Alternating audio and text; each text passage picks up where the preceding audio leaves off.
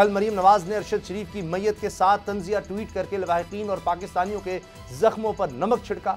आज राना सनाउल्लाह ने सोना स्मगलिंग तहकीकात की ये नई बात करके इसमें अपना हिस्सा भी डाल दिया। अब तक हुकूमत ने अरशद शरीफ के कत्ल की तहकीकात के लिए तहकीकाती कमेटी का नोटिफिकेशन जारी किया है। पहले ये 3 रुकनी कमेटी थी, फिर इसमें से ISI के नुमाइंदे को निकालकर इसकी तश्कील 9 कर दी गई। सब्सक्राइब करें और बेल दबाएं ताकि कोई खबर रह न जाए।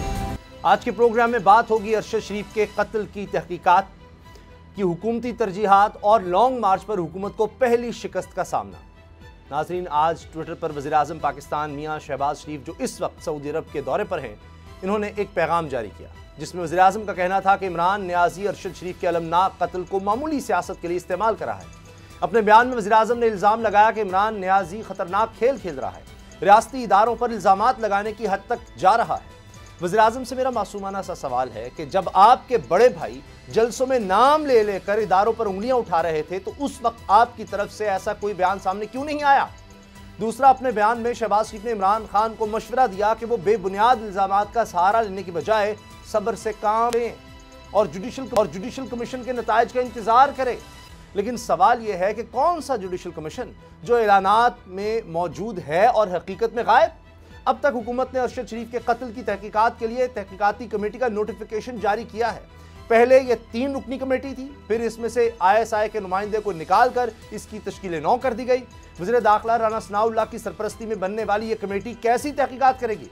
हुकूमत की इस संजीदगी का भांडा आज राना सनाउल्लाह ने खुद फोड़ दिया। उनका कहना था कि अरशद शरीफ कत्ल केस में सोना स्मगलिंग की तहकीकात की जाएंगी। कल मरीम नवाज ने अरशद शरीफ की मैयत के साथ तंजिया ट्वीट करके लवाहिकीन और पाकिस्तानियों के जख्मों पर नमक छिड़का।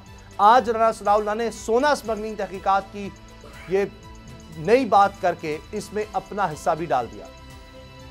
फिर ये लोग इल्ज़ाम इमरान खान पर लगाते हैं कि वह अरशद शरीफ के मामले पर सियासत कर रहा है। पाकिस्तानी अवाम सब देख रहे हैं कि जिस वज़ीर दाखिला के दौर में अरशद शरीफ पर 10 से 15 FIRs काटी गई, जिस हुकूमत के दौर में अरशद शरीफ पर गद्दारी और बगावत के मुकदमे बने, जिस हुकूमत के दौर में अरशद शरीफ को अपना वतन छोड़कर भागना पड़ा, जिस हुकूमत के कहने पर इसे दुबई हुकूमत ने भी मुल्क छोड़ने पर मजबूर किया, उसी हुकूमत, उसी वज़ीर दाखिला के मातहत FIA क्या तहकीकात करेगा? अवाम को इसका भी पता है। इसीलिए सोशल मीडिया पर ट्रेंड चल रहा है कि अक़वाम मुत्तहिदा इस वाक़े की तहकीकात करे। ये ट्रेंड हुकूमत पर अवाम के अदम एतमाद का मज़हर है। लेकिन ये लोग अपना दामन बचाने के लिए इमरान खान पर इल्ज़ाम लगा रहे हैं, वो इस मामले पर सियासत कर रहे हैं, इस वाक़े को लॉन्ग मार्च के लिए इस्तेमाल कर रहे हैं। इन इल्ज़ामात की क्या है हकीकत और क्या है फसाना, इसी पर बात करेंगे। अगर आपको ये वीडियो पसंद आई तो सब्सक्राइब करें और बेल पर क्लिक करें।